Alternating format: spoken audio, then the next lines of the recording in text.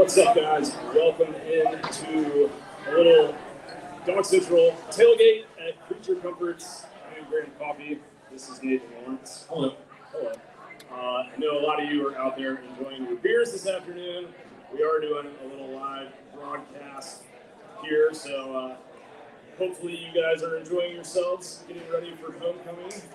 Homecoming parade's going down out here at what time is it? I think it starts at 5:30.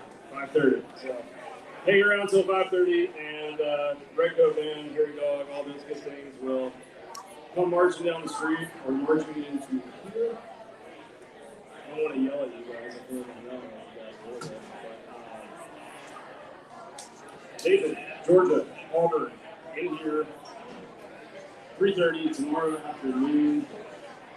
It's kind of a weird night. I feel like Auburn is 2-3.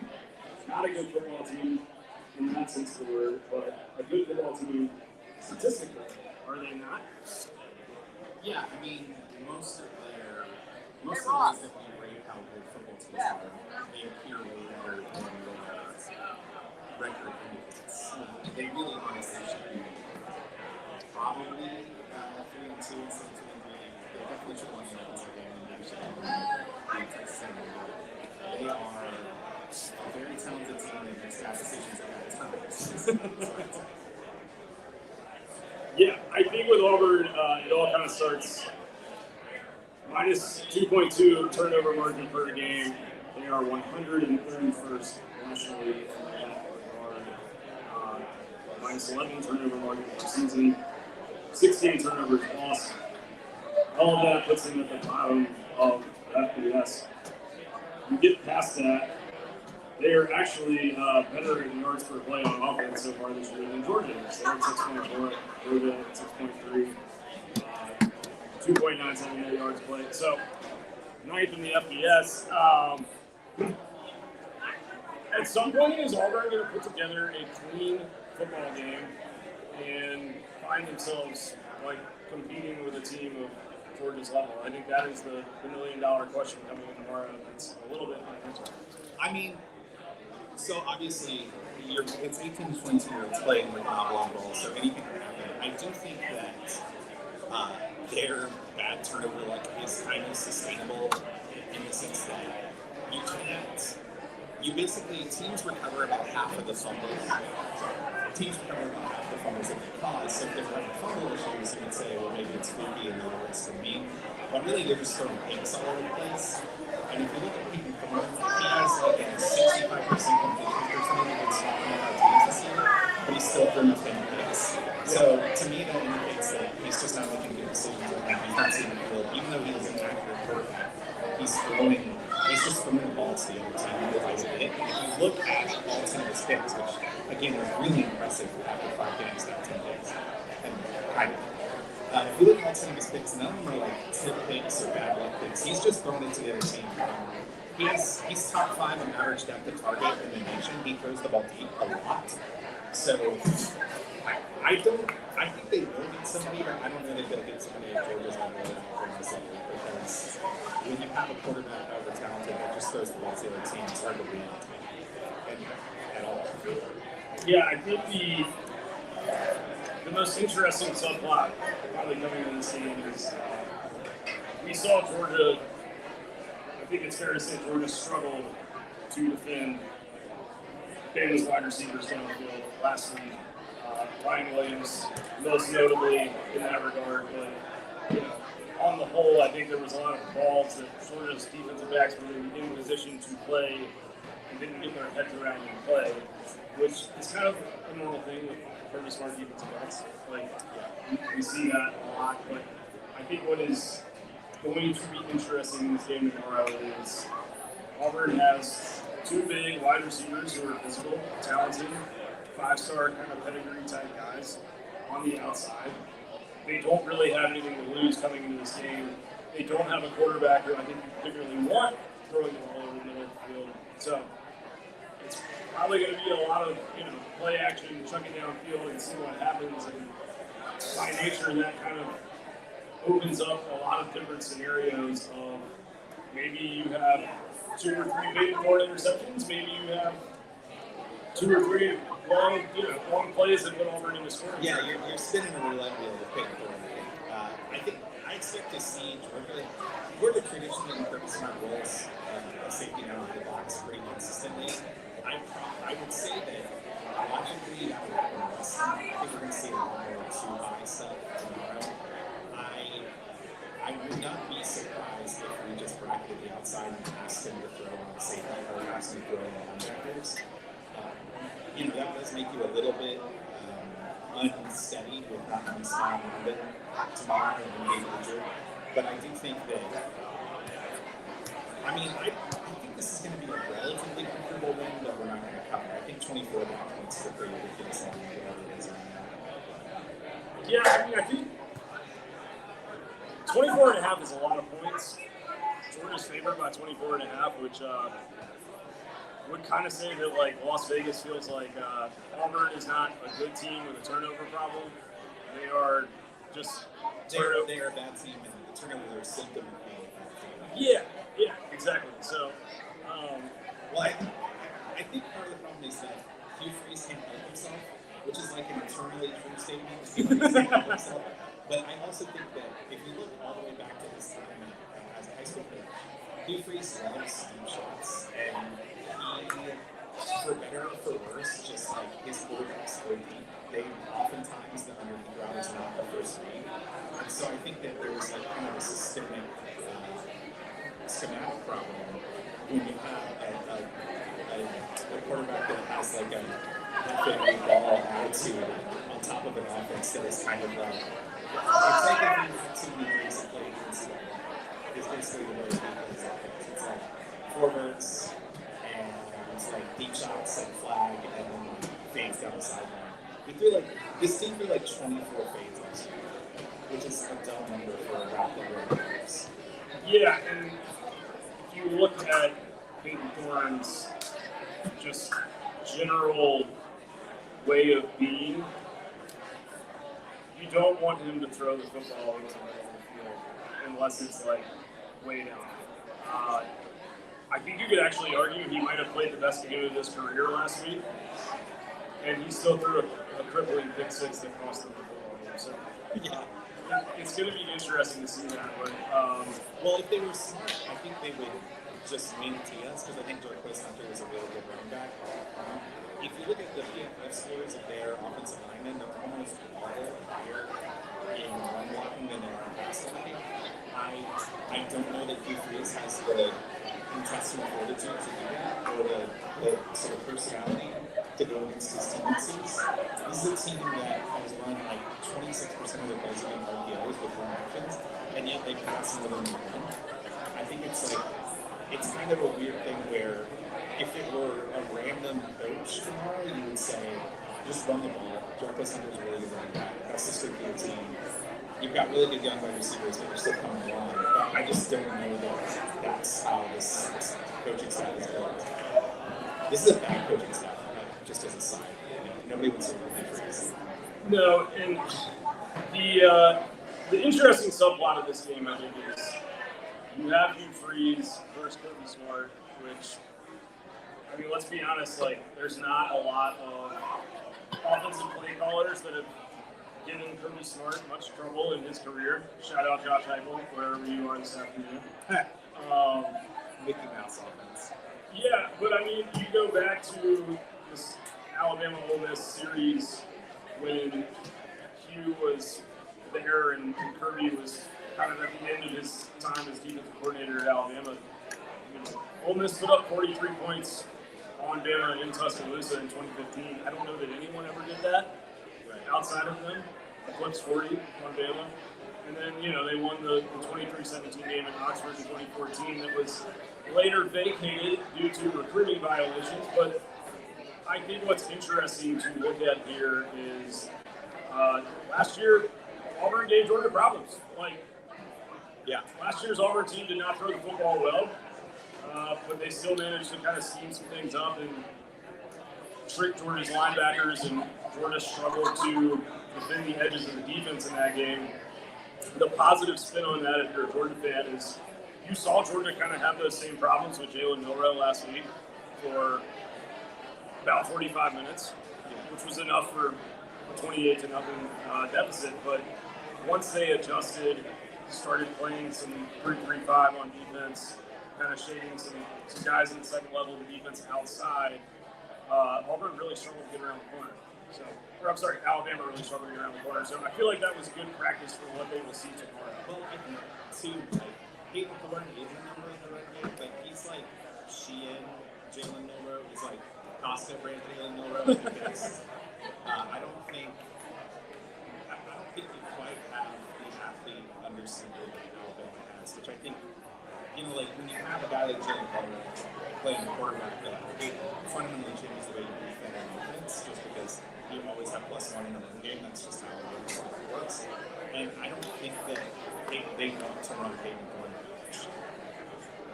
No, I agree with that. And I think that what will be interesting for Auburn tomorrow is, can they be disciplined enough to just hand the ball off to Northwest Hunter on first down? Because you've got a guy who is averaging almost 5 yards after contact per Washington in SEC play so far. I get that like Arkansas and Oklahoma are not maybe powerhouses, but they're not at defensive fronts against the run at least. So if they could do that, I think they could put themselves in the 2nd and 6 a lot, open up a lot of this play action RPO stuff, and maybe put Georgia into some uncomfortable conflicts where they can't just pin their ears back and come get after the quarterback over and over and over. Auburn's offensive line is, I don't think, really good enough to deal with Georgia's pass rushers in 3rd and 7 plus all day. So it feels to me like that's kind of the underrated storyline of this game. Obviously, 3rd downs are always important. I get that, but Georgia's like holding Auburn to 3 yards or less on first down. It feels like it's going to be very difficult for them to like get into this game and settle down and go on drive. I actually think another sort of secret storyline for this game is that Auburn's really good at special teams. They're in the 30s in most snaps on defense, but I think they're like the 70th special teams unit for SC plus. They're ranked in the 90s in both starting field position offensively and defensively. So I think, if you are getting behind the numbers, or you're like you were saying, having discipline, I think it makes that harder if you're starting your 15, which is pretty close to their average starting field position right now. Yeah, for sure. And I think for Georgia tomorrow, kind of spin this to the other side. You look at the way that Georgia looked in the second half against Alabama on offense. I joked with some people. I was at the game, and for the final 6 minutes, I was down on the sidelines watching kind of the back and forth of the Dylan Bell touchdown and the Ryan Williams return volley. But if you can make the whole plane out of 4th down Carson Beck, then you might be successful. It's like the ship of Theseus, but it's just deep touchdowns. Like you've changed all the ships. It's just Cash shows wheel routes and areas We'll just tell Carson Beck it's 4th down on every play, and he'll just we can get turned this into an actual time. Yeah, exactly. And I think though, the question that I have a little bit about Georgia's offense right now is you had 269 yards in the 4th quarter against Alabama, and you had a really nice second half against Clemson. You've had 3 quarters against FBS teams that you looked really good, and then you kind of had basically a whole lot of mediocre to bad. 4 quarters against Kentucky that were bad, and a half against Clemson that was bad. And so I think, is Georgia a team that just kind of needs to lean on the deep ball more, and they figured that out on Saturday in Tuscaloosa? Or are we in a spot where Georgia finally kind of found a rhythm that can carry over for the rest of the season? If you can play the way that you did in the second half at Alabama, I think you can win a whole lot. Well, all year Georgia is really bad in passing downs, rushing downs. So basically, the 1st and 2nd down, and the 1st and 10 are pretty bad. And I think a lot of that has to do with just having nothing's done easy. They haven't been able to scheme the to get into the yards yet. And it seems like teams have figured out that if they get, for example, Georgia and really come downhill, they can kind of shut down the outside, like quick passes and hot passes and wide receiver screens. And so I think that is really going to be a key to whether this success is sustainable because currently EJ's offense is in the 90s in average third down distance nationally, and they're in like the hundreds in third down completion. So yeah, and I think for Georgia, a lot of that comes back to if you're in 3rd and 7 all the time, it's really hard to live with that. And Georgia's kind of, I don't know if you want to call it like desperation rate or what average of your first downs are coming on 3rd and 4th down, but like Georgia, converted 3 times as many 4th downs as they did 3rd downs. It's Alabama, if I'm not mistaken. So, you're not going to have that on Saturday. And I know that, like, post-game press conference, we had Kirby Smart after the Alabama loss. And he was kind of adamant that we knew we were going for it on 4th down from second quarter on, so 3rd down was treated like 2nd down, and kind of like wished that away a little bit. Third quarter was like, well, it doesn't matter that we didn't convert on 3rd down, but we'll find out how true that is, I think, tomorrow, because like I'm just not sure that that's true. They weren't running a lot of different plays on 4th down than they were on 3rd down. They were completing them on 4th down, but there was a lot of 3rd down slants that were dropped and then 4th down slants that were kind of completed. I actually think that, like, I'm not like a fire Bobo guy. I think there is a fine offensive coordinator. I don't think there are many people that are better than him. I also think like Jordan's offense is great with offense, and whoever is your offensive coordinator is just going to call it plays that plays on the change. But I will say that having criticism of Bobo is that I think that his first and second down play calling is often pretty unintensive. There's a lot of like throw a short pass, if it's completed, run on 2nd down. Throw a intermediate pass, if it's incomplete, run on 2nd down. And so it just feels a little weird right now to me. It doesn't feel very creative, which is weird because I actually think Bobo is a pretty creative play caller as a rule. Speak up a little bit. I got a text message saying, tell me to speak up. Oh, I didn't see that. No worries. All right, so hello. We are here at Creature Comforts Brewery, downtown Athens. For the next hour plus, we will be hanging out. Some things that are going on here today, right now. Homecoming parade will start in front of the tap room around 6 o'clock.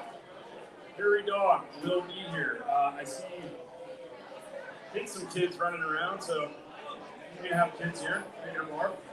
So I'm going to have some fun. Come see Harry Dog, 6:45 to 7:45. Former excellent UGA linebacker, Rennie Curran is going to be on site for a book signing this afternoon. The Liberian Dream. What's that? The Liberian Dream. That's what we're talking about. Excellent football player. And then 10% off a case of to-go beer inside right now, and I think through the weekend. Come down here on Saturday. We will have food trucks around all weekend. I am going to be back here Sunday at 1:30 to 2:30, and we'll have some sort of brunch menu going on. Not 100% sure. I'm sure it'll be good though. So come check it out. Come watch some NFL games. CTV's out here. They're not on right now. I'm assuming they will be on Sunday afternoon.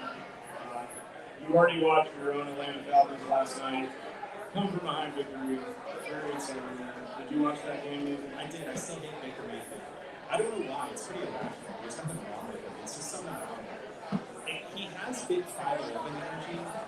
Like, he has the energy of someone who says that they're 6'1" when they're clearly not. Baker Mayfield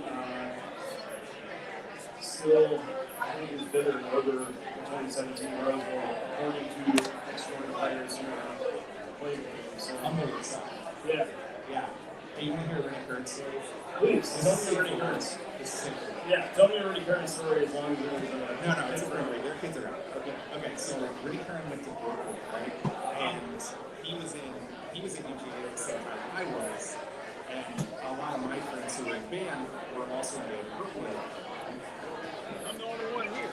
It's brave of you. We got an Auburn fan. Yeah. We're going to over here. There's nothing more Auburn fan in a Georgia game than a Columbia fishing shirt. But anyway, Rennie Curran was at Brookwood, and this is, I have this second yet, so it might not be true. But what I was told was that Rennie Curran played the viola in the Brookwood Symphony until his biceps got so big that he had to stop playing because he couldn't hold the instrument. Like, he couldn't move his arm far enough back to, like, keep on playing the instrument.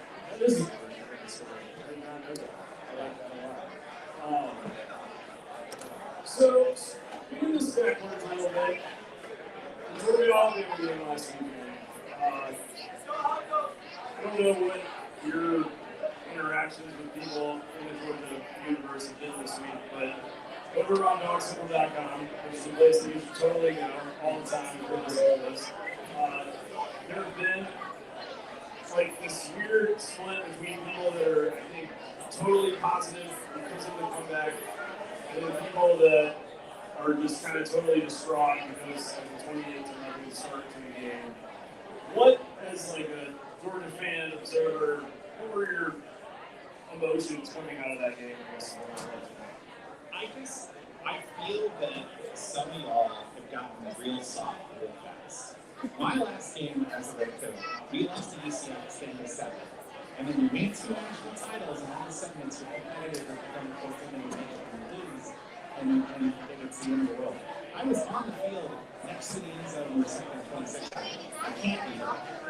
I mean, yeah, it sucked for a minute, but we didn't lose the national title while I had the 2, which is how did y'all all forget that Jim Dye was the coach at one point? Like, we're in this is the house of like, it's awesome. It is a privilege to win this Spartan game as a number 1 team. When, like, I was happy to go to the Alabama Bowl when I was in college. Yeah, I think, so I was at Georgia from 2007 to 2011. My freshman year here was the Stafford notion on, like, finished second in the country. I went to the Sugar Bowl. I don't remember a lot of it, but it was a good time. But yeah, I mean, like, we saw a lot of bad Georgia football for a long time. I do think, to be fair, the investment is different now than it was then. Like, you know, there's that side of it. I think the thing that was most positive for me from the Alabama game, and I don't know if they showed this on the broadcast. I took a little video of it from the press box, but there was a moment with like 7.5 minutes left where Alabama was doing their light show and the Dixieland light and all of that, you know, stuff. And Kirby kind of huddled up his group on the sideline and made them all kneel down in a circle. And he was giving it to them. Like, he was chopping pads and slapping people on helmets and, you know, kind of, you know, like, you guys were trained for this moment kind of way. And then they went out, 2 plays, they were at the 1 touchdown, 3 and out, 1 play, touchdown. And it was like, seeing that response, I think, was kind of jarring because being in there was like 28-0, it felt like it was 56-0 in complete rout. Like, it really did feel like the November of that game was so far gone that the goal was to just not get beat by 40 plus points. And then all of a sudden they came back. And I think the way that they are, like, truly brainwashed in the sense of if you do not play to the scoreboard, we're just going to play every play, was actually, like, a little bit freaky to see. The way that they were so unaffected by everything that had happened. Like, down 28-0, dudes were patting each other on the back and, like, high-fiving on the sidelines and just looked like they could have been up 28-0. And I don't know if Georgia is going to win an SEC title or win a national title. I think they'll go to the playoff. Like, I don't know what this all has in store for them, but in that sense of just being totally unaffected by everything going around you, I have never really seen a football team quite as immune to circumstances as well as that. Yeah, it is a credit to the sort of program building that Curtis has done the way that they reacted. I I mean, I was being a little glib earlier. Obviously, it sucked. I didn't like it. But I also think that I mean, it's helpful to have a little bit more of an NFL mindset as a college player these days, in the sense that if you are a program at the top end of FBS, like one loss doesn't do really a season, and getting hung up on one loss is, I think, probably counterproductive. I think Georgia could have effectively ended its playoff chances with one loss if they had lost, like you said, 56-0. But since they didn't, a lot of things are still in front of them. You know, like before the 12-team playoff, this loss would have basically been the end of the experience. Yeah, no, I hear you. I mean, I think the 12-team playoff changes everything. I do remember walking off the field after that game and thinking to myself, like, this would be a much more devastating loss for Georgia if they were just back in the 14 era. Because with what you have ahead with Texas, Tennessee's looking halfway confident, I think. You've got some games. Ole Miss looks more manageable than it did a week ago. But I still think, like, there's a lot of places on the schedule where you're going to find yourself into some fourth-quarter battles, possibly. And the good news for Georgia, though, is, like, I'm not sure Alabama will lose again. They might, I don't know, we'll see. Maybe it depends on, you know, I guess if Georgia exposed them in a way that's replicable for some other teams, we'll find out. All right, we are going to take a quick break, and we are going to reset with our friend Jake Walker here in about 80 seconds. Thanks. Okay. If you're outside of this, Well, you can hear under the. yeah, if you're in underneath, All right. Yeah. Yeah. On the stream, I'm just going to tell you to talk louder. Here if they're trying to have a conversation. I will. Hey, have you noticed that dog has been on your screen the whole time? Yeah, he's chilling. He's beautiful. Yeah. Here, I'll leave a comment in the chat. Oh yeah, you gotta be the eyes. Air Bud. All right, so Jake, I was just going to kind of talk about NIL. yeah, I can use that. Are you doing NIL or NFL? Are you like? I don't know. I think I can talk about what I think about this. When NIL started, I thought everything started with provide that the players Interesting. 90% of the NIL. Right. So, with that other 10%, the role players that agents want to recruit, their third and fourth round picks, well, all this marketing money, the reality is that NFL players Right. Interesting. So it's basically just paper. NIL is paper. And then I don't want to stop it too much. Like, No, it is. I mean, it is. Yeah. No, I mean, I think people are realistic. I'm Nathan, by the way. okay, nice to meet you. This is Nathan. Nathan does Temple Golf podcast. You know, I used to do a video show together in the COVID days. Are you saying are you running this business? Rosenhaus videos out of Miami in the 80s. I've been there. Good. How are you? Good. So are these people you are? This Nathan does Temple Golf here. And Jake does stuff with the players around. Then works for 24/7. Awesome. So what are y'all doing? It was like a little bit of the last week. We're going to be here every Friday. So we're going to be like a little more organized in the future. Just a little last minute, but Yeah. so I still own it. We still own our house out west. And then we're just kind of, I'm sorry, this out. Probably start leaving our house out. Like, we were talking about moving to Western North Carolina. It's like close enough. Yeah. Yeah, totally, for sure. So, I just chilling, but I didn't know about this until yesterday. you too, man. Decided to text Mia today and be like, I "Hey, will not I be can't doing go. I can't do the parade, so I'll see you then." That's really funny. We just came early because we wanted a beer. So Yeah. I'm gonna go say hi to some alum. All right, we are back here at Creature Comforts, downtown Athens, Georgia, the official tap room, the one and only official tap room and craft brewery of your Georgia Bulldogs. Creature Comforts, 10% off on to go. 12x, 6x. You see here.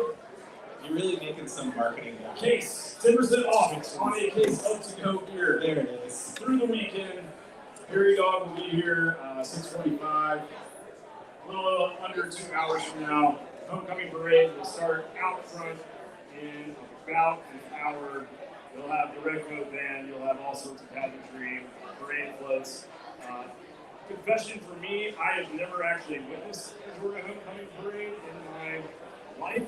I went to school here, but I do remember the old cheerleaders in the old sweaters on the sidelines. Those guys are awesome. I thought that was fun. There's one of them that just has a trumpet for some reason. Do they still do that? I don't remember it last year.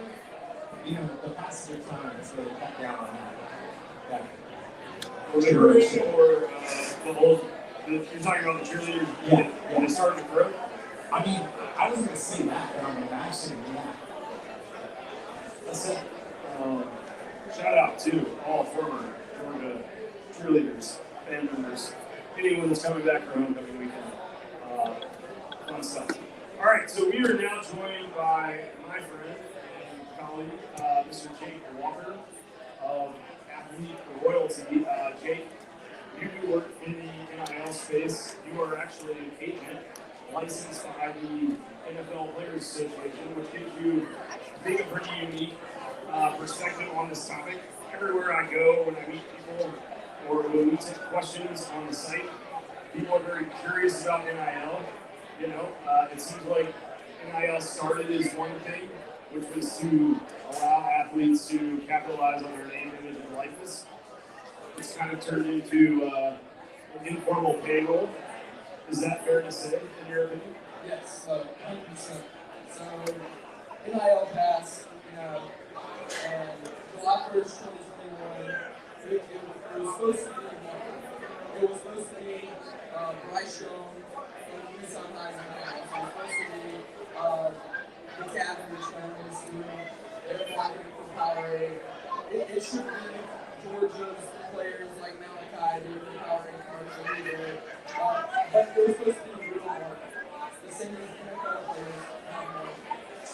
It has transitioned more into NFL contract side of things where they have collective contracts, and it's the way it is. And so, my thoughts on it are it's great that the players are getting paid.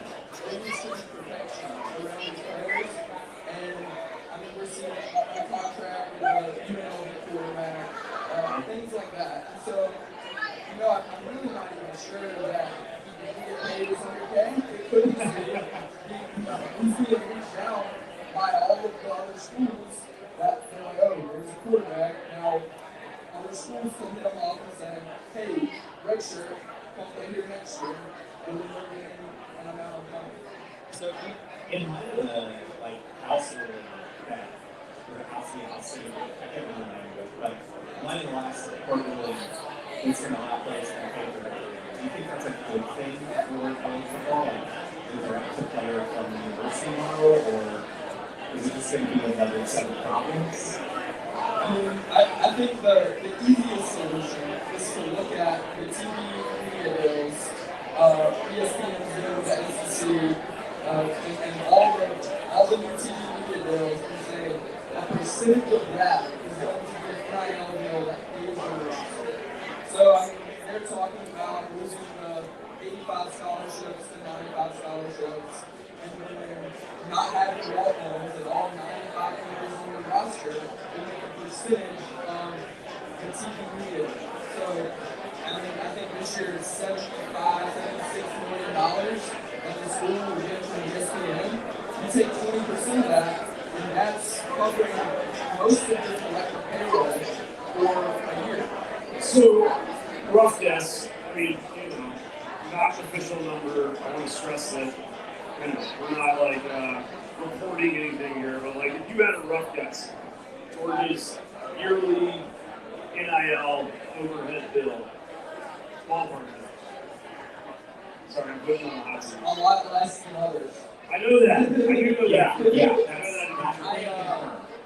I mean, I don't want to say a number. I want to keep on the relationships I'm building here, but I do think that most of the Power 5, any team that's competing for the playoffs outside of the D5 field, it's well over $1 million.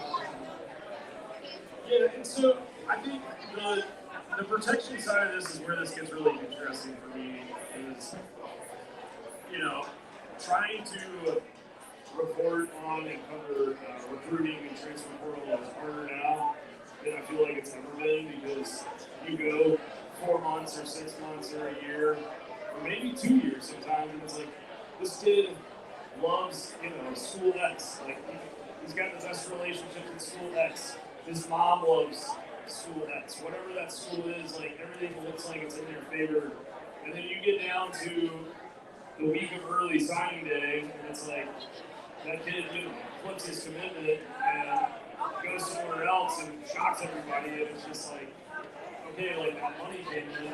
I get that. I am in support of people with talent doing whatever they want with that talent to like change their lot in life. That's a good thing in my opinion. But what I struggle with is we see these kids sometimes I think get NIL deals, and there's times where the school maybe doesn't hold out their end of the bargain, but there's also times where the school does hold out their end of the bargain, and that kid is in the portal a year later on what was supposed to be maybe a 3 or 4 year agreement. Like, does that feel accurate to you? Is that? Yes, and so the biggest problem is people around that aren't licensed or certified to be negotiating with schools. And so, Interesting. Okay. I just went through the NFL agency exam. We had less than a 30% pass rate. Oh, wow. And you pretty much have to know the CBA backwards and forwards, and like people that pass the bar failed this exam because they didn't study the specific language of the CBA in the NFL, between the NFL and its players. And so something like that needs to be set up at the college level, because right now you have aunts and uncles and high school teachers and coaches really picking the players out for the money that the players want. A lot of those guys think the coaches are things planted in their mind by other influences to take over the table money. And I mean, just one example, there's going to be so many more stories in NIL, and there'll be documentaries coming out for years coming. But there's a player that I know who is making $48 a month, and it is not in the state of Georgia. $48,000. $48 a month, and 6 months in, his mom did not let him keep it. And was touring all the wineries across Europe.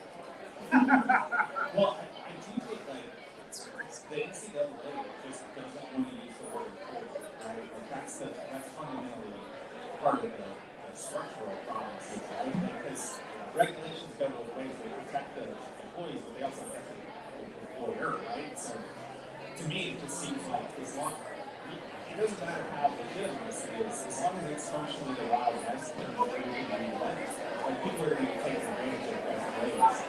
It actually kind of reminds me of the way that the failure rate of child actors in the elites. I think it's a very similar situation where in all seriousness, you get a lot of money involved and then something like parental bonds get shredded. Yeah, for sure. No, I mean, I feel bad for a lot of these kids kind of having to navigate like this whole universe. I also feel bad for some of these coaches because I mean, like I know that there are SEC coaches who met with their athletic directors or their big owners or whatever, and said pretty frankly, like I got into this to coach football, not to be a fundraiser. And I think that is the stressor now.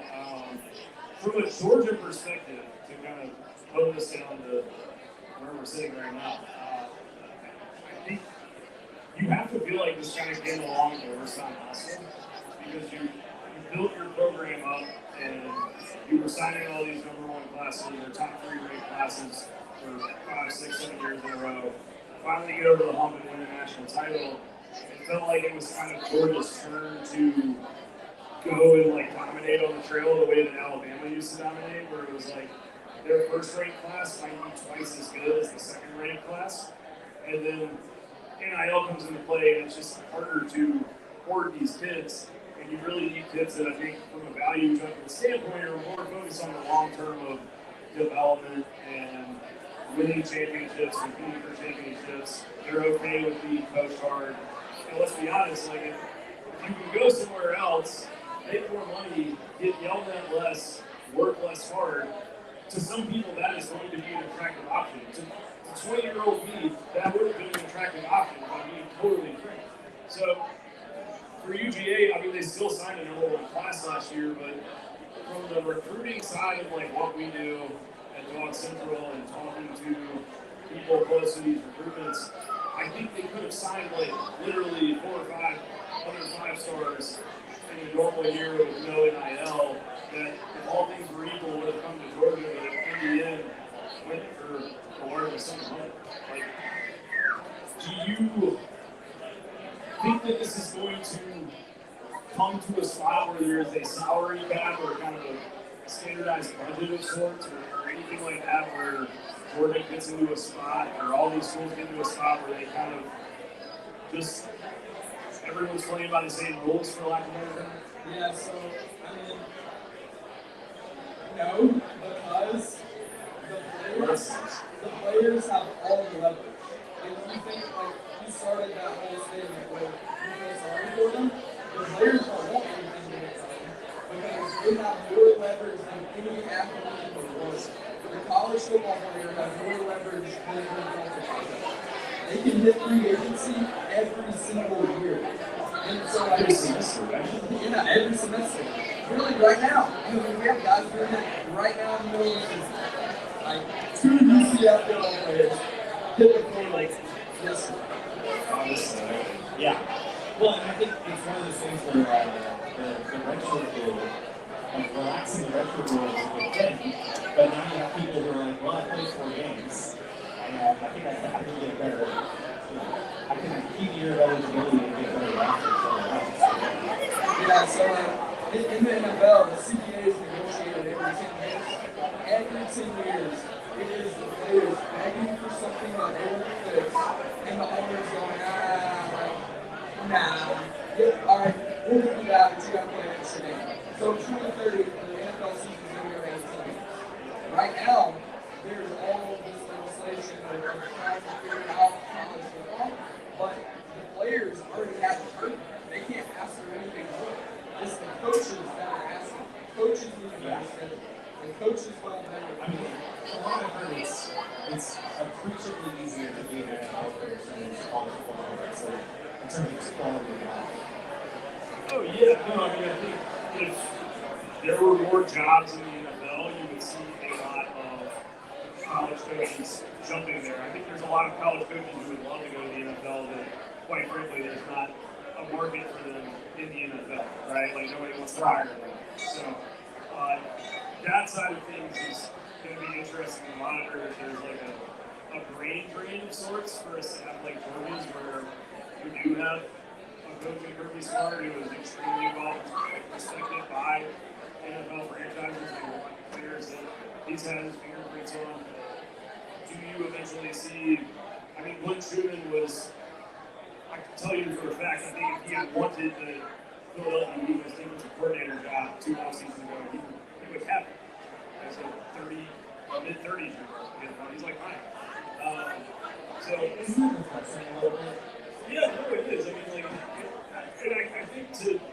back to the last thing we were talking about, Dave. There's all this talk about this house case, and it definitely seems like the rabbit has the gun right now for lack of a better term with college, the athletes having all the leverage. Is this pendulum going to swing back anytime soon, or are we in for kind of a decade of this? Or I think what you see is college athletic departments hiring former GMs of NFL organizations. You're already starting to see it. And as a GM now, and so coaches around the country. Kirby Smart, all he wants to do is coach. He did not ask for NIL to happen. It's part of it. And so I think you're going to see professionals come in with their job is to manage the roster, and then the coaches are just going to coach to what they have. So I have a question for both of those. Because I think we know a little bit about this. Like, it's a poorly kept secret that athletic departments across the country are trying to lose as much money on paper as they can. Right? A lot of it's because of various nonprofit statuses, and there's also the other fundraisers. Do you think that is it's like a county sort of magic that's going to go away? Because to me it feels like, if you look at the last 20 years, like, why do you spend all this money on practices? One, you can't make players, or you have to put somewhere. And you also can't sit on all this money, right? It feels like that's a shift.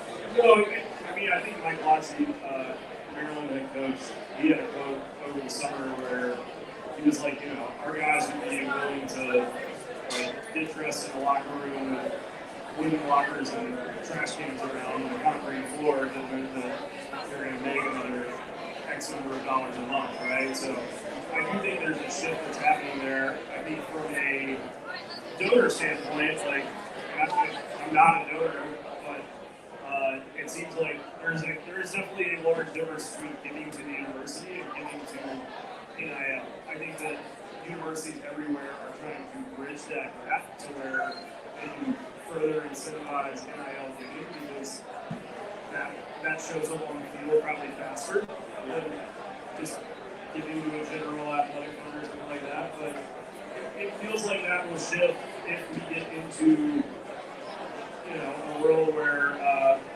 it's just going to be kind of an arms race. If this House case passes, we get to a spot where you see basically kind of a salary cap of sorts, or a situation where you have percentage of revenue. Then I think they'll still try to have kind of less revenue on paper if it's if there's mandated in the board. Money's not going away. The problem with that is Title IX applies. So to prove a new rev share, and I think Title IX could be the reason that football leads the NCAA. Because right now, with the rev share and Title IX applying, you would have to pay women's basketball, baseball, and softball an equal amount of money that you are paying your football players. And that will happen. That will happen. But they'll pull out of the NCAA and the SEC and the Big Ten or create a two-conference league before Title IX applies in the rest. Well, it seems like the NCAA or different athletic organizations in college sports are kind of like counting on Congress to regulate this sport and reverse Title IX, which is hilarious, because the only governmental body that might be more incapable of the NCAA is Congress. You can rank those 1, 2 either way you want. Well, that's the thing, though, is that even if you lose the NCAA, Title IX still federal law. Correct. Right. So, you would have to figure out some kind of way to, you would have to repeal Title IX. you have to repeal Title IX, or you have to figure out some kind of pleasant fiction that took football out of the university. Yeah, shift that balance somewhere else. All right, so before you leave this week, let's talk a little football. That's ultimately what we're here for. Talking about. Not that we haven't been talking about. Do you think we should adopt drive time radio host personalities? Yeah. We can get more involved with that. So Jake, what you're a Jordan fan. You're wearing a Jordan shirt. I don't think that's a secret. Like, before I ask you about Jordan Auburn tomorrow, I mean, the whole body of work last week, first half, second half, combining together, what was the actual emotion that you walk away from that experience with? I've got a lot of interesting answers to these questions. Yeah, so I was there. I was in the stadium. Oh, I know that. Really? Yeah. I'm going to every game this year. Let's go. Yeah, I was there. I haven't had the courage to go back and completely rewatch the game just because of the emotions that I came through the first time. Yeah. But, I mean, why would you watch video of your divorce, right? Like, it's the same thing. yeah, I mean, to me, I did not think it was down 28-0. I did not think it was as bad as the score. The wheel route with CJ Allen's guy, he was right there. And then the Milrow read option, really destroyed him. And whoever had quarterback, I think it was Malachi, was just a little late. And I mean, like, it was just a little fixes. And we're sitting there, and then Arian dropping it. Like, going 7-7 games, like that drop on the first drive, like, it could have been very different. So, like, I put all that aside, and I just sat there and shot back. And it was just awesome to see that we came out and we were back. And nobody quit. And the whole time, from the moment they walked out of the locker room, the second half, they knew they were going to win. And so, like, that's all I need to do. I feel good about Auburn. I feel good about Mississippi State. I mean, we're going to go Texas. Mississippi State's bad, so you should feel good about that. Mississippi State is like, bring your 18-month-old into the game kind of Yeah, game. exactly. But, yeah, no, I didn't know you were there. How good was the, like, 3.5 minutes of real life time between the Dylan Bell touchdown and the Ryan Williams touchdown? How much did you remember? It was awesome. The people around me, they were so obnoxious in the first half, and then they were so silent in the second half, and I was the only one. I was just going crazy. The dude that was row below me got up, stood next to me, got all in my space, and like he was getting ready for the score, and he went crazy. And then I just, when Carson threw the pick, I just grabbed myself and spread it. Yeah, that's it. Better move, yeah. Lots of sisters have not been kissed at that point. Yeah, once they win. Even the Ryan Williams last touchdown, I mean, yes, he was great. All Julian had to do was turn towards him. He turned away from him, took his eyes off the receiver and the ball, and he turns towards him like they're taught to do in man coverage. He probably doesn't catch it. If he doesn't catch it, it might be picked. He definitely doesn't go for maybe a touchdown. Yeah, so I was down on the sideline. Van will let you come out of the press box and go to the sideline when there's 6 minutes left. So I got down to the sideline and I started filming. And literally, like, the first video that I have is the crowd did like a 360 and then the Dylan Bell touchdown. And the whole place goes silent and you can hear these UGA chants. And I was like, oh, baby, this is going to do numbers on social media. And then, like, literally a couple minutes later, So close to that viral post. yeah, Ryan Williams comes running right past me in the opposite direction. It's a different kind of viral post. Different kind of numbers, yeah. So, but no, it was. I've rarely been in an environment that like changed that quickly in my entire life. It felt a lot like October 1st in 2016. Oh, the Tennessee game, yeah, that was. Oh boy. Yeah, that's dark. Yeah. I was there for that. I was too, dude. I was 16 years old. Oh my god. Oh, you're a baby. All right, score prediction for tomorrow. For Auburn, 20. I think the line is 24.5 as we sit here this afternoon. 41-7.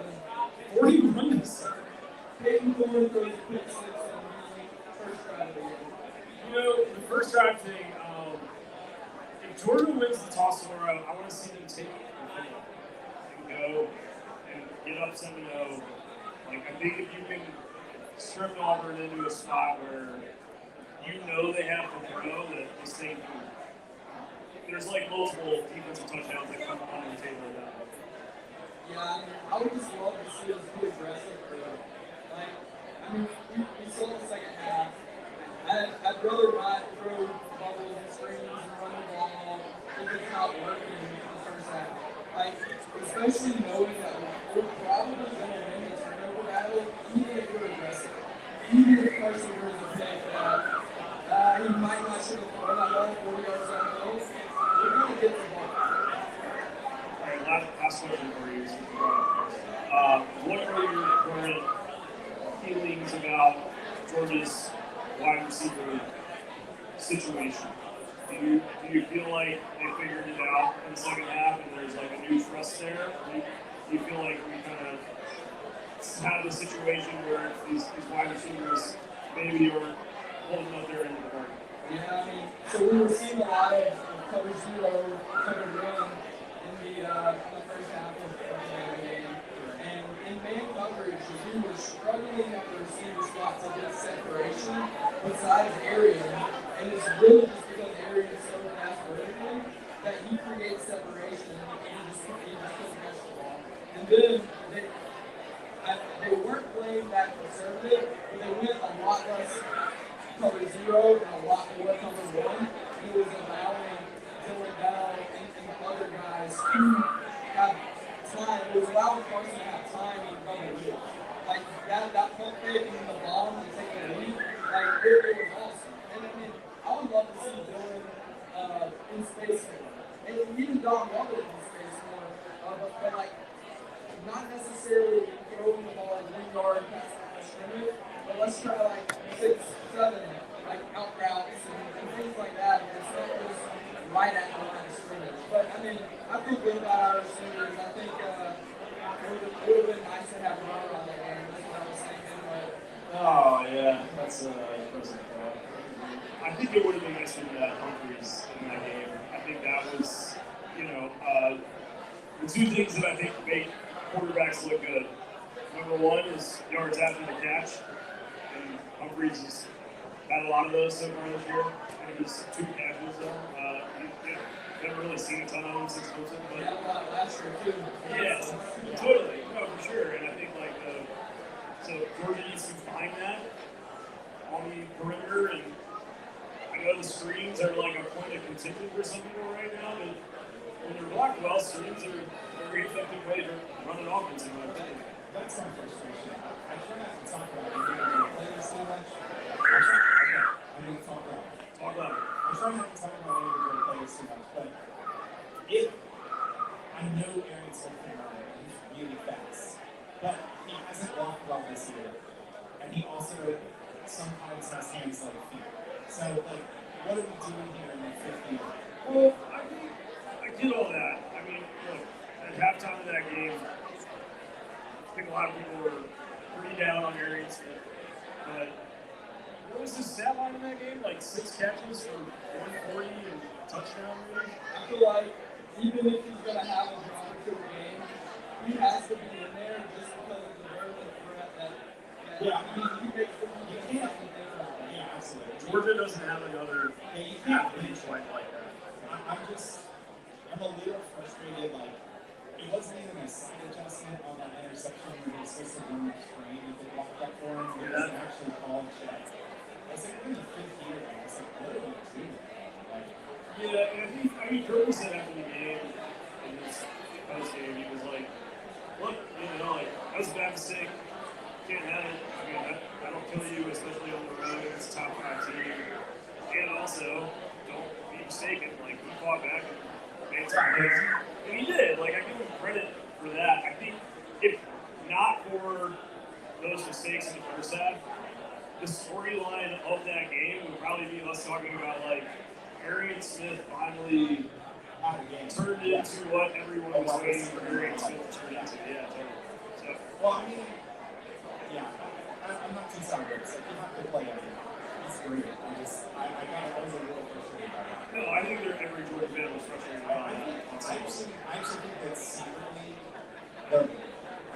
what is worse than the wide receiver right now is that the tight end is not good back. So, Yes. and like, you know they're going to take a step back after Bowers, but you would expect, like, replacement level tight ends. Well, I think when you go back to last year, what was Carson Beck truly elite at? It wasn't vertical shots down the sidelines. It was throwing the ball up the seams, like 12, 16, 18-yard kind of passes. And a lot of that was Brock Bowers, and a lot of that was Ladin Hockey. The Lawson Lucky thing seems like it's starting to work. They need to establish that further, I think. But also the Anthony Evans catch that he had, like when he, I don't know, it was a little kind of quick comeback route, but he got hit really hard right as he caught that ball, and he looked the part. Like he did not look like a track guy playing a wide receiver. He looked like a wide receiver with track speed. And I think that's what I want to see more of is him and London and even Arian. I mean, Arian's touchdown came out of the slot as well. Like Jordan needs to work the inside receivers, and I think they really need to do that tomorrow against Auburn because Auburn's slot corners are suspect inconsistent questionable. Yeah, and there's a safety and star position is also. And it's not perfectly effective, that's not smart play. Well, I think this would be like coming off the performance from Lucky in the second half. This could be a game for him with the way Auburn's defense sets up, where he could really go out and like have 4 or 5, 6 matches, establish himself as more than like a once and a half kind of guy. So that would change my opinion on Jordan's ceiling moving forward, I think, in a considerable way. Dan Jackson. What are your thoughts on Dan Jackson? He's good. He's good. What are your thoughts on David? I love Dan Jackson. I think, you know, people get a little thrown off by the right defensive back thing and the fact that he's a left back. He's a real player. Like, he's not a former walk-on gym rat who shows up over there. Like, he's actually athletic and talented. People got thrown off on the walk-on thing with Stetson, and then my entire Twitter timeline on Sunday afternoon was the same people who used to talk about how Jordan shouldn't be playing a walk-on being like, oh boy, that Stetson video was really special. We're never going to have another like him. I think Dave Jackson is like Stetson. He was like a 3-star recruit. He wasn't some. Dan Jackson runs a 4.44. Yeah, he wasn't some fully recruit. Then will be a top 5 round NFL. I bet he does, yeah. Well, I mean, you would know. Special team player. Dan Jackson is going to run a faster 40 at the combine than Tyke Smith did. And Tyke went top 100. I believe that. I think he is. Dave Jackson is like hope for short keys everywhere. You know what I mean? He's not short in Probably like 6 Yeah. Okay, he's listed 6'5". I'm 6'5", and I look down at his spot. Von Bullard was so cool. Yeah. He was like 5'10". Yeah. All right, Jake Walker, tell people where they can follow your work or find your work or what you're up to and take you to rooms. Yeah, so athlete roll through on Instagram. That's me. Just became an NFL agent October 1st, so hopefully sign some clients for sure. Woo! All right, thank you, Jake. We are going to take a quick pause and close out the show.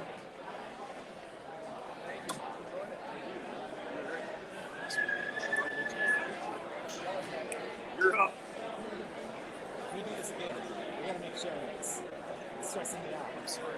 No. I know you found out like a day before. Good. Good to see you. How are you? We feel like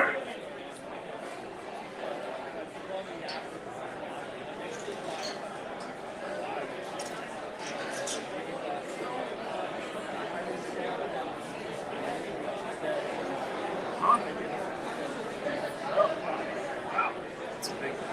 Yeah,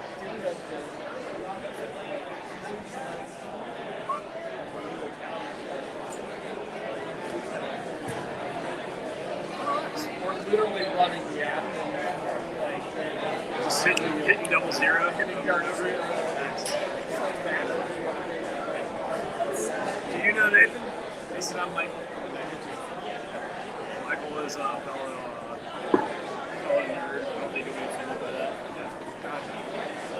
Do you have any like real hot takes that I can serve? Gotta take a picture, so hold up your beer. If you need beer, I mean, I'll have another one. yeah, okay.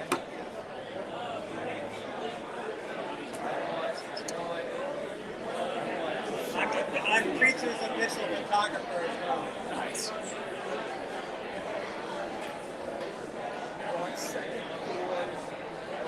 Tell these people that they're walking behind. Hey man, they're paying customers. You need that.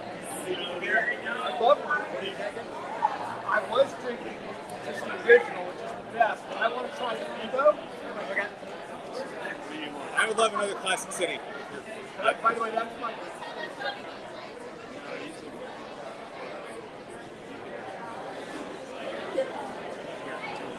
Who's that cat? That's my son. That's my son and father. Awesome. You're waiting. Can you take one more?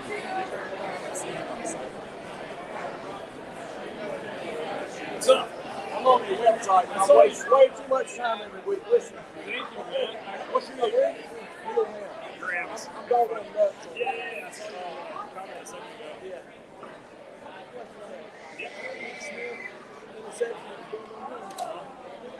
I had the courage to look back at some of the game and watch that. Bill put on the greatest thing. The blocker got that on video and it pulled up. I want to do it with Rick and miss what everybody else heard. And was shooting online. And him, and there's another receiver Yeah. Kirby did say after the game that they had Yes, oh no, it's a touchdown. it was like I texted him somebody that's watching like shock to the system. Like it was painful to watch in its own way. And the offense was a mirror of it in the opposite way. In the sense that like defense was a coaching disaster. And the offense was a player disaster. The execution. Yeah.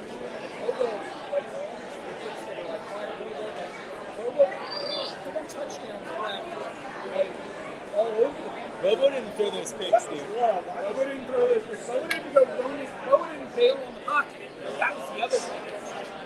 He bailed on clean pockets over, not just on the ball, over and over and over again. And the other one was on one that cost the fourth down conversion. He's running vertically and goes sideways 5 yards. Oh, I do. Screaming at the television. My dad texted me. One of the good things, you touched on this too. See more of those guys and not game day players and not necessarily practice day players. Okay. Whereas the ideal player would be a practice day player and a game day player. Right. But some guys just don't do it for the life of it. I like the way that you phrase that. The game day player and the practice player. Tell me your name one more time. Neil Ham. Neil Ham. Yeah. My son was the kicker years ago. Oh, okay. Oh, really? That's cool. Thank you for subscribing and supporting me. I really appreciate it.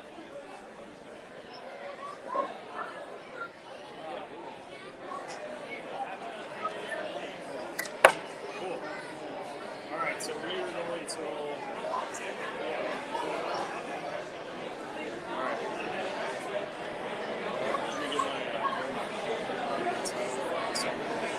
Let me get my list of fingers. So I can bring this up.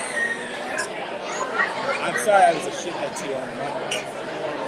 I was on the mic about that. And I saw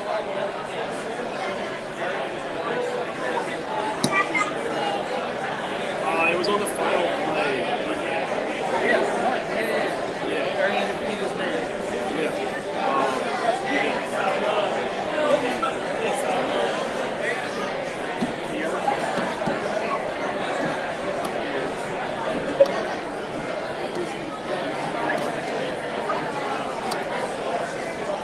Let's not go. Don't get it too. I'm not going to say that. I'm saying it to you. I'm not going to say it. Don't get too bleak. Yeah. One of the things that happened. Not good at Instagram. Tom Jackson.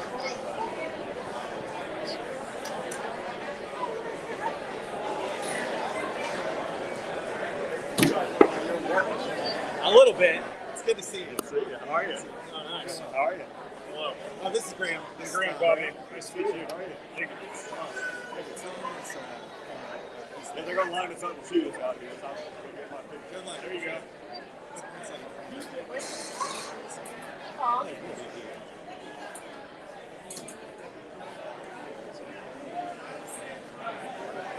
He's a big kid.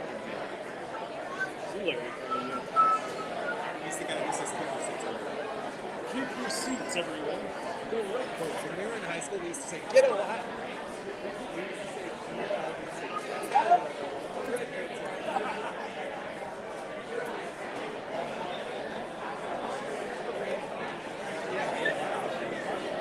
Was that Benjamin? Yeah.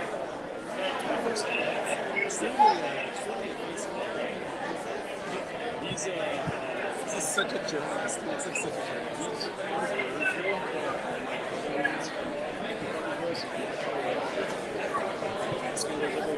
Oh, sweet. Yeah, like when you got the He's great.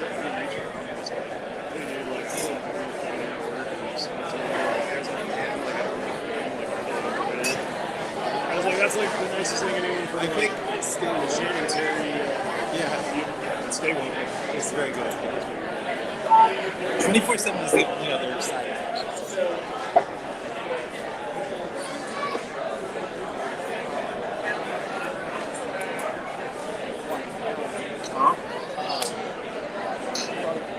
Yeah, side hustle over here. I have too many side hustles. Gotta keep them all spinning. Yeah,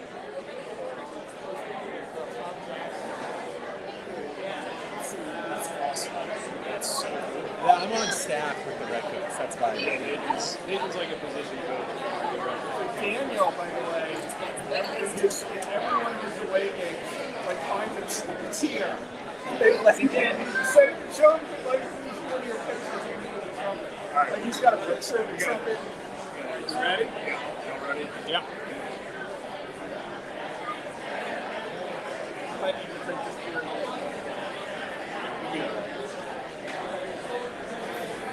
All right. We are back here downtown Athens at Creature Comforts, the official tap room of UGA football. I am Graham Bobby. This is Nathan Lawrence. We are now joined by our friend Michael Cohen.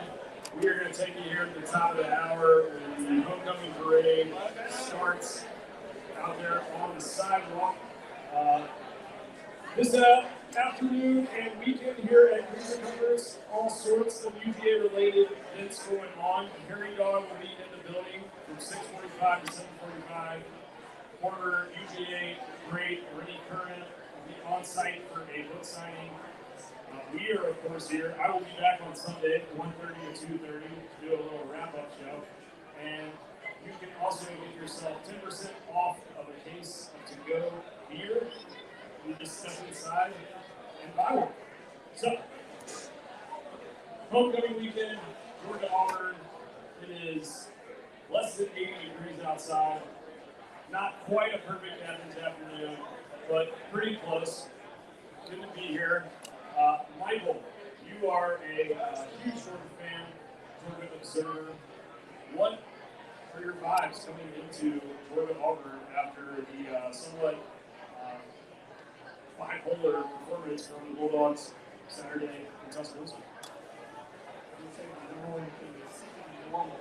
The number one thing is seeking normalcy. Right? Looking like a Georgia team that plays with sort of consistency and process where you can see it. So instead of third and 80 all the time, and second and 9 all the time, I'd like to see something normal progression where the offense can be scheme or the offense can run after the scheme. We can see all of our players in their roles that they're used to playing as opposed to sort of rendering the game out the window. Yeah, no, I guess the question is, what does normalcy look like on offense for 2024 Georgia, right? It seems like that hasn't really been defined yet this year. Like, Kentucky, you struggle to, you kind of struggle to run the football, and because of that, you're in all these third and longs. Like, the closest thing has been maybe the second half of Clemson, but that was more like Nate Frazier carrying the load and creating explosive runs, and we didn't see it against Alabama. So, as far as the game plan for Georgia in this one, what would you like to see kind of highlighted early? Well, I think on some level, we have to get ATN to some type of move. Like, to me, everybody wants to say, okay, let's let Beck be Beck and let's push the field vertically. On some level, our offense functions best when it's on schedule and balanced. And I would say that's the thing that's been so frustrating is nothing seems to work consistently. Sit on explosive plays that gets rid of our sport. Yeah, I agree. I think structurally it is weird that this team's not been better at running. They've just kind of been an average rushing team this year. And if you look, like coming in, Arenado, thought Peyton Shea was going to be really good at running the ball. And they just really have been just okay at it. I mean, some of that is game state, obviously. But if you look at the radar charts for the CG offense, oh, yeah. How about that? Yeah, look at that. But if you look at the radar charts for the CG offense, they're just like slightly above average at running the ball. And you think with the penalty on the line and in the backfield, that's odd to me. Because I kind of thought coming in that we were just going to like 19 games over this season. Like, I think that's was being played. That's like what we wanted to do. What do you mean by that? Like, just pound the ball? I mean, yeah, run the ball, 35 times a game and just put in an extra offensive line all the time. You know what I'm saying? Well, I think a lot of the struggle for Georgia offensively has been the two tight end stuff that was kind of the identity of this team for a long time. You had Bowers in Washington for 2 years, and then you had Bowers and Dove last year, and that hasn't really clicked, it seems like. Like, they're not blocking well enough as tight ends to be plus value in the run game, and they're not really receiving well enough as tight ends to force defenses to want to put extra defensive backs on the field.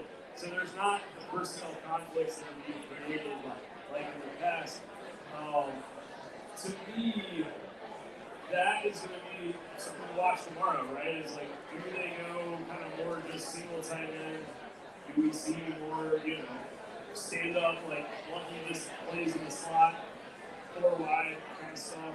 Or are they going to continue to try and kind of like man ball this thing out and pound the rock when they haven't really shown they can do that thus far? Well, I thought they would to this because if they possibly take Auburn, obviously, Auburn is just a pretty good defense, like against the rushing attacks, but they're really bad against attacks. So I do think that it's a little bit of red meat for the pass game tomorrow. Michael, looking at Auburn, I know you watched Auburn Oklahoma last week. We had this debate a little earlier. Is Auburn a good football team with a turnover problem?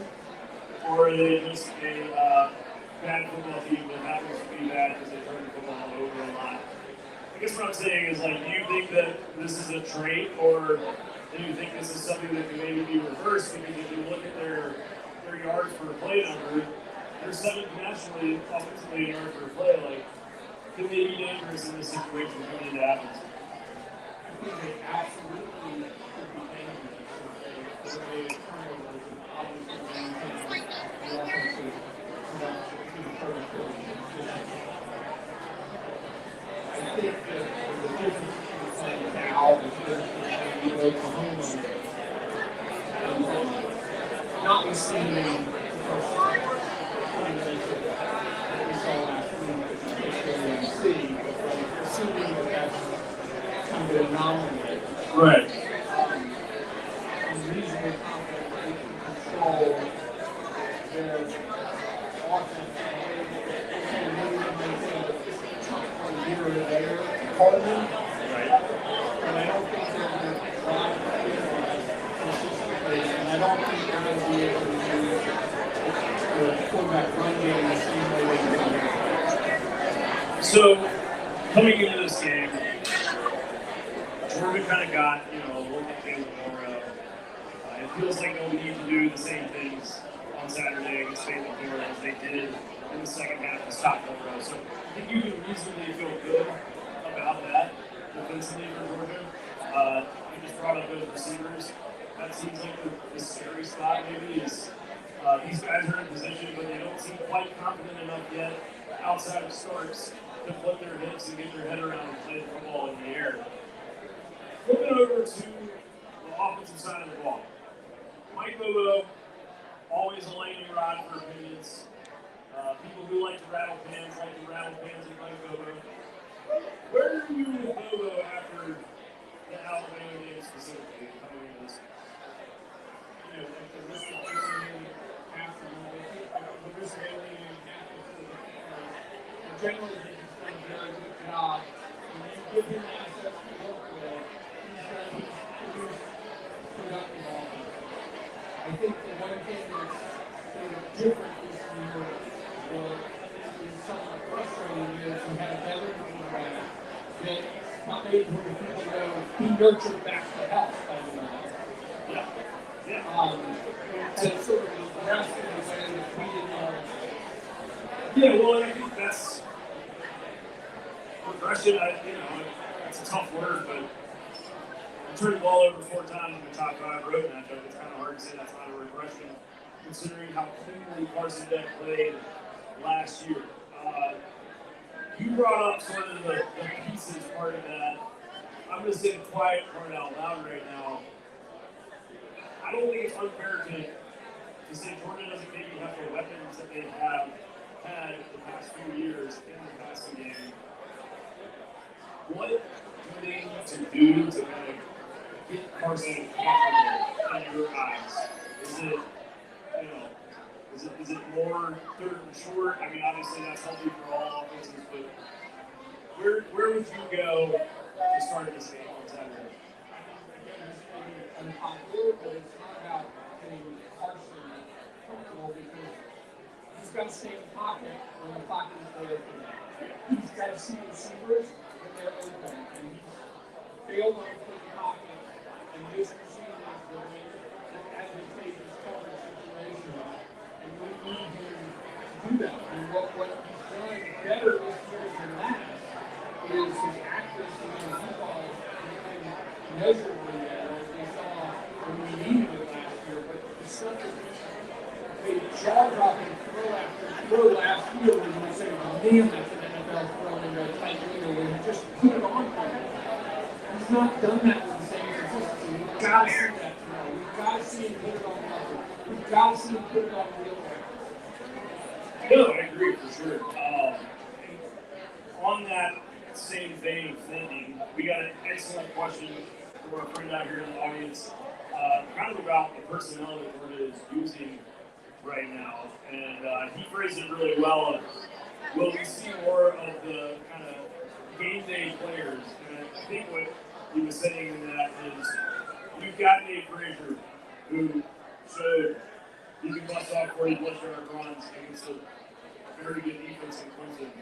You have Anthony Evans, who we saw do some nice things in the second half against Alabama. We know he has kind of world-class speed. You've got some of these guys that we know have talent, but maybe haven't practiced well enough to get into the game. Is this the spot where Georgia sort of looks at things and says, we need to be explosive on a more consistent basis? We're going to start playing these guys and putting them out there no matter what, really. Maybe not no matter what, but even if they didn't have the cleanest week of practice, we're going to get Nate Frazier the ball because Nate Frazier is a better running back than 98 out of 100 running backs in Division I because he's got God-given talent that loves him. Your thoughts, Steve? I mean, I'm of 2 minds. I think I've said for a long time that I think Curtis Young is a small season so good. Not politically, but just in terms of how his inclinations to keep things the way they are. He wants to work the system. And so I think his instinct will probably be to bring us up as the role of running. But I do think that I think we got smart, not to like armchair psychologist thing. But I think the other thing about smart that I think the fact is that he's a ruthless self-evaluator. Yeah. This is a it's not a secret that this is something that will just process coaches, essentially process out players. I mean, there's a reason Shane was only a title coach for 1 year period, right? So that I don't think that he's above playing some of those players who are interested in practice. If the self-evaluation would. What's everybody saying? No, you're good. You're good. It's not actually that tough. No, yeah, but your dad instincts are excellent.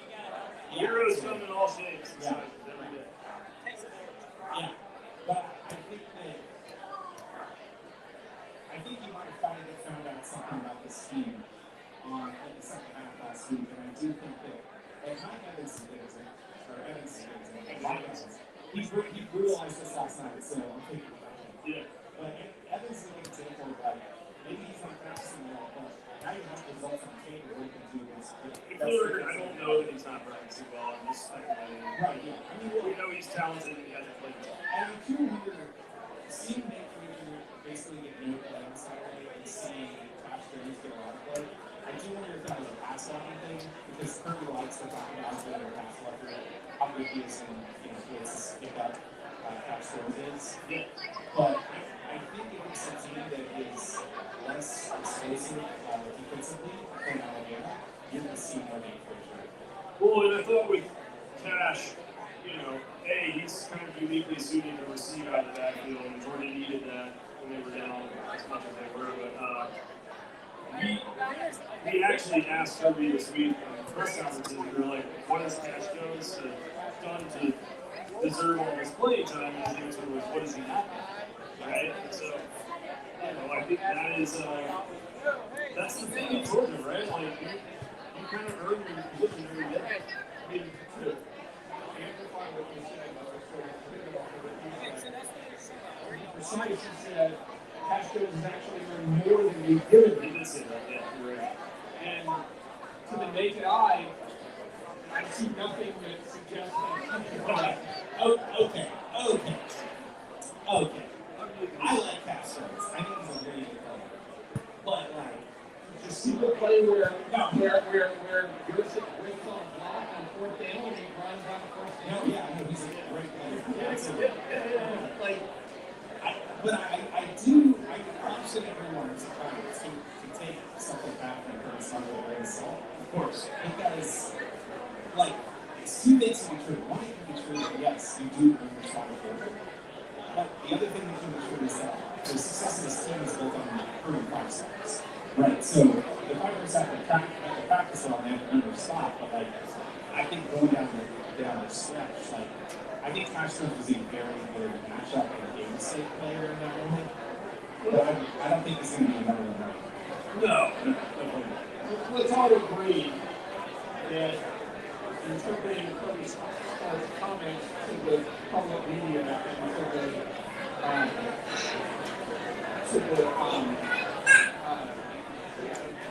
guys that follow day are often talking to his teammates. So him saying something like that, Cash is earning more playing time, is in some sense him talking to Cash. But in terms of Evans and Frazier and the like, God honest truth is we watched Kobe Smart over this entire time period. We watched the others and we're like, where's so-and-so? Or why is so-and-so playing more? Right. Often the most logical answer to that question is that guy played well in practice that way. Right. And so to answer your guys' question, I don't see Kobe Smart varying from you play somehow you didn't play great in practice, we're going to give you opportunity in the game. That's not at all what the culture of this program is founded. No, I think you're right, and I think the interesting thing is, Evans finally got into a game and looked serviceable, if not good, in doing so. And I think you'll see more of him on Saturday. I feel pretty confident in that from talking to people. So, you're right about like you earn your playing time in practice, but it is also interesting just to kind of see with ETN out week one. You know, Frazier had this big game, and he's kind of disappeared ever since. I don't think that's a disciplinary thing. You know, I think they want ETN to be the number one bat. You with Roger to touch the ball 18 to 20 times a game, but there's got to be a happy medium in there somewhere. You know, like you got to get your best players on the field. Two things I would say. One, I agree with your point about Evans, and my hope is that our players who possess more unique skills demonstrate give them a spark of confidence to put them in situations where they can use those unique skills that perhaps some of our more reliable players can't. So that would be the first thing. The second thing, I don't know how we can really conclude anything from our running back rotation given the weirdness of the first program, right?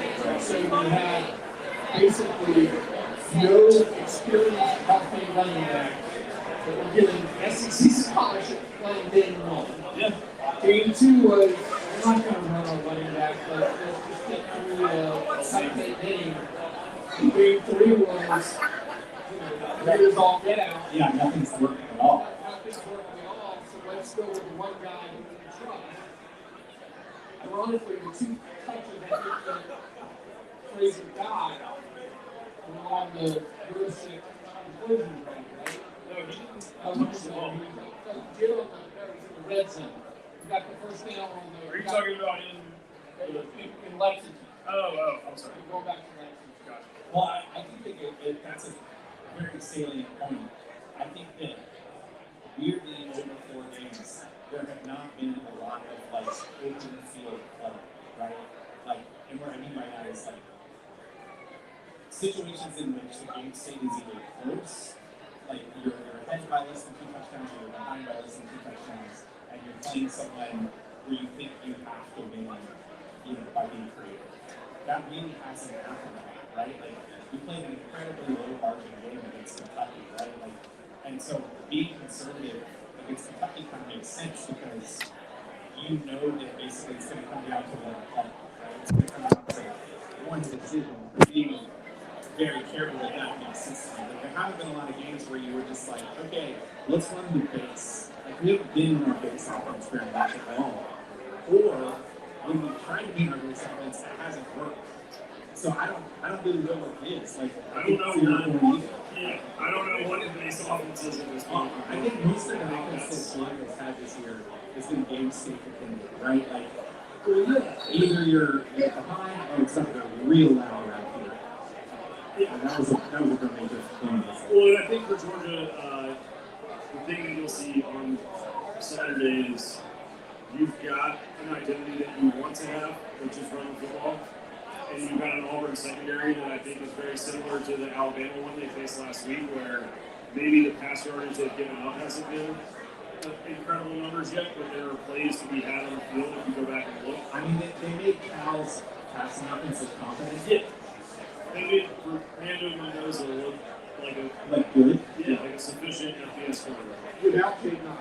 Without the best running, one of the better running backs. They also made an alien Oklahoma offense look like average. Yeah, well, Pick Six is also helped score. Yeah, probably. All right, so we got the Red Coat Band firing up out here in a few minutes. We do not want to broadcast with that. Fellas, give me your predictions for the game tomorrow. I think we win. I think it's like your best case scenario for 30 where you win by 2 touchdowns that you don't cover. And Hugh Freeze scores a, like, hey, but look, I scored against Georgia kind of touchdown. So I think it's probably like a 2-score game, going into the third and fourth. Then we maybe get up by like 17 or 20 or something like that. And then, we get a weird Hugh Freeze touchdown at the end of the game. So I think it's going to be like a 31-17. And like it's 31-10 for a while, and then Beatrice does some weird John Manziel stuff or whatever, and then voila. No, I think that's possible. Yeah. When you certainly say this 1,000 times, and it's probably side, because it was a range of outcomes, and always trying to think about what the most probable outcome is.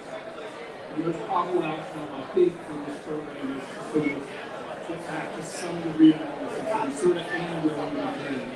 Get like Jalen Walker, which is not public, you know, because some people are reporting about Jalen Walker and Mark in a lot in custody. So I hope carries the day. And I hope that this team sort of understands what it means to play with consistency and execution down and down. And if that happens, we're all going to happen. Yeah, and I think, sorry. Yeah, I think if you're prognosticating the rest of the Georgia season, or you're a Georgia fan, we don't have enough evidence right now to say that what happened in the first half against Alabama is anything other than like a 3 standard deviation outside of the norm. Like, if you're looking at a bell curve of possible results for Georgia, I do think the first half of the Alabama game is like at the tail of the bell curve, right? Like that is the worst case scenario. You hope so. Well, I mean, you hope so, but I also don't think we don't have enough evidence to show that it is anything but that. So I do think that like the reports of our death have been kind of exaggerated. I agree with that. I think what I look at in this game is Georgia needs to have a 4-quarter performance. They haven't really put 4 quarters together on both sides of the ball all year. If they do that, I think they can be a very good football team, if not the best football team in the country. I kind of feel like Kirby Smart for the last 3+ years now, 3+ years, like you are trying to basically take your team every Monday, sit them down for film, show them how they got exposed, teach them a lesson without the lesson ever really arriving in the form of a race. Like you look in college football, good teams with good coaches and good players, they improve the most after week 1, and then they improve the most after a loss. Georgia has managed to be the dominant program in the sport for the last 3 years without really having the benefit of a loss to get them better. So you package this, it could end up being a blessing in disguise of sorts in the end. But I think they'll show up. I think they'll kind of stay pissed instead of get pissed when the game state requires them to. And I think they'll take the ball if they win the toss. And I think they'll try to get on Peyton Thorne early, keep him in obvious passing situations, and let guys like Jalen Walker go chase after him and make him uncomfortable. I still think Auburn's receivers are good enough to make some plays downfield. So in my mind, that accounts for like 14 to 20 points somewhere in there. But I got Georgia 34, Auburn 14. Not quite covering the spread, but easily could if Peyton Thorne throws a gift their way. Guys, any final thoughts? Good teams cover, great team, or sorry, good teams lead, great teams cover. I think if we cover 24 tomorrow, then I'm going to rethink what this season's going. There you go. Get back to normal some year. We play complementary football, and our offense, defense, And the Red Coats are going to eat us.